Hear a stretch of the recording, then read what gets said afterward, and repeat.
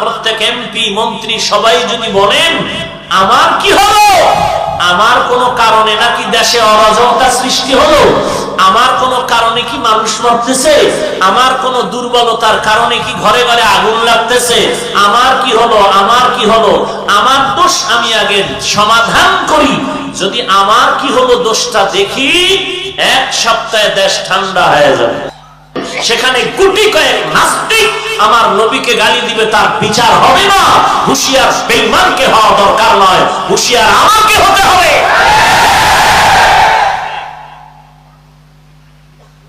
সব অপরাধীর বিচার হয়, অথচ নবীর দুশ্মনের বিচার হয় না। বেঈমানকে হুঁশিয়ার করে লাভ নাই, হুঁশিয়ার আপনাকে আমাকে হতে হবে। স্লোগানও পাল্টাইতে হবে আমাদের এখন থেকে। ইসলামের শত্রুদেরকে হুঁশিয়ার করে আনবো কি লাভ?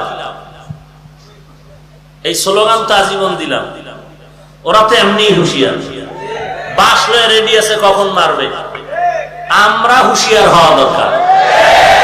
হ্যাঁ, হুঁশিয়ার তো আমাদের হওয়া দরকার। আমরা হুঁশিয়ার না, যদি হইতাম তাহলে মুসলমানের দেশ, টুপিওয়ালার দেশ, মাদ্রাসার দেশ, যেখানে সরকার পর্যন্ত এমপি মন্ত্রীর বাধার সম্মুখীন হয়েও কওমি মাদ্রাসাকে সর্বোচ্চ সম্মান দিয়েছেন। বিশেষ করে মুসলমান আজ এক অশান্তির বেড়াজালে আবদ্ধ। চতুর্দিক থেকে মুসলমানের আর্তনাদ, বুক ফাটা কান্নার আওয়াজ। গোটা দুনিয়ার মুসলমান আজ বেঈমানের হাতে লাঞ্ছিত, অপমানিত, পদদলিত, নিষ্পেষিত, অবহেলিত। কারণ কি? কোথাও শান্তি নাই। ব্যাপারগুলো কোথায়? কি বেঈমানের দোষ না আমাদেরও কোনো দোষ আছে? এটা তদন্ত করা দরকার। আমরা তো আমার কি হলো বলি না, বরং আমার যা হলো এটাকে চাপা দেওয়ার জন্য আরো কিছু দালাল তৈরি করি। কিন্তু কি হবে, সেই দালালও রক্ষা করতে আর পারে না। খোদার মার দুনিয়ার বাহির, আল্লাহর ধরা বড় কঠিন। সীমাটা লঙ্ঘন হয়ে গেলে আর দেরি নেই, তখন ফয়সালা আসমানে, জমিনওয়ালার কিছু করার নাই। আছে কিছু করার? কোনো কিছু করার নাই। অতএব আমার কোন অপরাধের কারণে ঝামেলা সমাজের ভেতরে, পরিবারের মধ্যে, রাষ্ট্রের মধ্যে, গোটা দেশ জুড়ে, গোটা পৃথিবী জুড়ে আমার কি দোষ আছে কিনা আমি একবারও দেখি না। কেন দেখি না? আমি তো নামাজ পড়ি। কি পড়ি? প্রত্যেকের ধর্ম আলাদা, গঠন আলাদা, চলাফেরার সবকিছু লাইন আলাদা। হিন্দুদের ধর্ম আলাদা, কিতাব আলাদা। বৌদ্ধদের ধর্ম আলাদা, কিতাব আলাদা, ধর্ম গুরুও আলাদা। খ্রিস্টানদের ধর্ম আলাদা, কিতাবও। ইহুদির ধর্ম আলাদা, কিতাবও। কিন্তু এরা সব আজ এক হয়েছে মুসলমান আর ইসলামকে বিদায় করার জন্য। আমরা এখানে যত মানুষ বসে আছেন, আওয়ামী লীগ, বিএনপি, যত দল, যত পীরের মুরিদ, চরমনাই, উজানি, বাহাদুরপুর, সারসিনা, দেওয়ানবাগ, রাজারবাগ, কুতুববাগ, আটরশি, চন্দ্রপাড়া, মাইজবান্ডা, সুরেশ্বর, এনায়েতপুরি, আরো যত ওয়াহাবি আর সুন্নি, যে লাইনেই যেই থাক, সকলের ব্যানার একটা, আমরা মুসলমান। কেউ কি ব্যানারে লেখছে আমরা হিন্দু, বৌদ্ধ? কি লেখে? মুসলমান। তো মুসলমানের ধর্মের নাম বলেন? ইসলাম ধর্মের মুসলমান, এদের আল্লাহ একজন,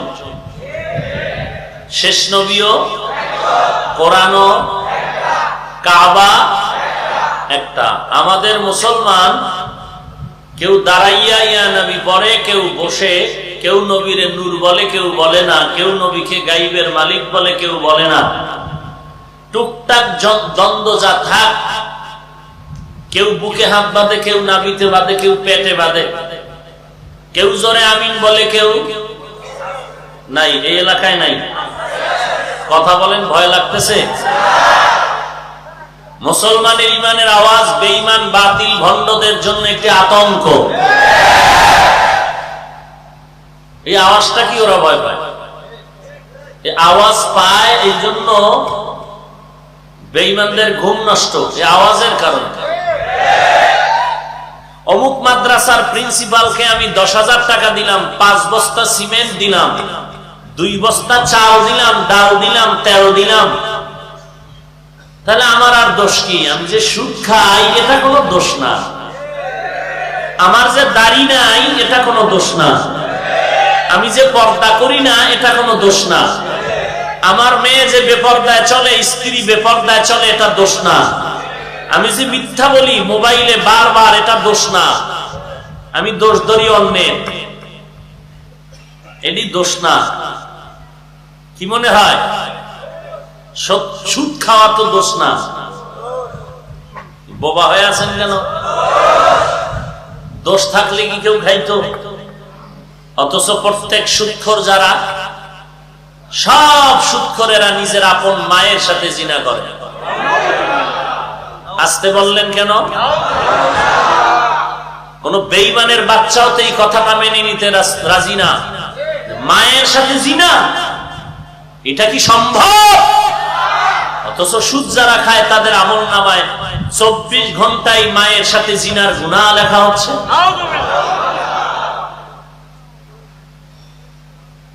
যারা দাড়ির উপরে অস্ত্র লাগাচ্ছে, চোখের পাওয়ার কমে যাচ্ছে, যৌবন কমে যাইতেছে, ব্রেন নষ্ট হয়ে যাইতেছে, হায়াত কমতেছে, খানা দানার রুচি নষ্ট হয়ে যাইতেছে, এরপরে 24 ঘন্টার গুনাহ তো আছেই, কবিরা গুনাহ। আমাদের দোষ আমরা দেখি না, মোটেই দেখি। মিথ্যা মহাপাপ, গোটা দুনিয়ার বেঈমানেরাও মিথ্যা পছন্দ করেন, অথচ সেই মিথ্যা আজ আমি পুঁজি বানায় নিলাম ব্যবসার লাইনে। ফতুয়া কিছু বললেই হুজুরকে আটকায় বলে, হুজুর মিথ্যা না বললে ব্যবসা চলে না, আপনারা টুপিওয়ালা বুঝবেন না, এগুলো মিথ্যা না বললে ব্যবসা চলে না। এই হলো আমাদের ইমানের হালাত, আমলের হালাত, চরিত্রের হালাত। অশান্তি কেন? বেঈমান বেঈমানি করবে, এটাই বাস্তবতা, কিন্তু ইমানদার বেঈমানি করবে কেন? দুশমনেরা দুশ্মনী করবে, এটাই বাস্তবতা। বন্ধু কেন দুশ্মনী করবে? টুপি মাথায় দিয়ে পাগড়ি পরে কেন আলেমকে গালি দিবে? ইসলামের ব্যানার টানায় কেন ইসলামের বিপক্ষে কাজ করবে? সমস্যা তো এখানে। আমাকে গালি দিবে হিন্দু, আমাকে গালি দিবে প্রয়োজন হলে খ্রিস্টান, বৌদ্ধ, বিধর্মী, আমাকে গালি আর একজন পাগড়িওয়ালা দিবে কেন? আমাকে গালি টুপিওয়ালা দিবে কেন? একজন ইসলামের ব্যানারওয়ালা মুসলমান দিবে কেন? দেয় কি দেয় না? সামান্য গালি। কাফের ছাড়া গালি নাই, মুশরিক ছাড়া গালি নাই। আমি প্রায় সময় বলি, কাতার, কুয়েত, ওমান, সৌদি আরব ঘুরে বাংলা হাদিস পড়ে এখন এলাকার মসজিদে এসে নামাজ পড়ে না, ইমামের পেছনে নামাজ পড়ে না। কি ব্যাপার? বিদেশি ভাই নামাজ কেন পড়েন না জামাতের সাথে? বলে তঙ্গ ইমাম মুশরিক। কেন? বলে জোরে আমিন বলে না, বুকের উপরে হাত বাঁধে না। আসেনি এই ঝামেলা? কেউ তুষারদার আর মুসলমান। টেনশন করেন না, টেনশন যতই বাঁচার চেষ্টা করেন, আজরাইল তো আসবেই, মৃত্যু তো হবেই। তো বিড়ালের মতো মরে লাভ কি? বাঘের মতো গর্জন দিয়ে মরেন, হকের লাইনে থেকে মরেন। দুনিয়ার ধান্দায় পড়ে বাতিলের পক্ষ অবলম্বন করিয়েন না। জোরে আমিন না বললে মুশরিক হয়, বুকে হাত না বাঁধলে মুশরিক হয়। বাংলা হাদিস পড়ার এই কুফল আছে না নাই? আর মসজিদে ঢুকে কি ভাব, তুফানের মতো ঢুকে তুফানের মতো বের হয়, কারো দিকে তাকায় না, ডানেও না বামেও না, সালাম নাই কালাম নাই, দিলেও ঠোঁটে কি কয় আল্লাহ ভালো জানে, কোনো আওয়াজ নাই। কেন? সে জান্নাতের মাস্তান, আমরা মুশরিক।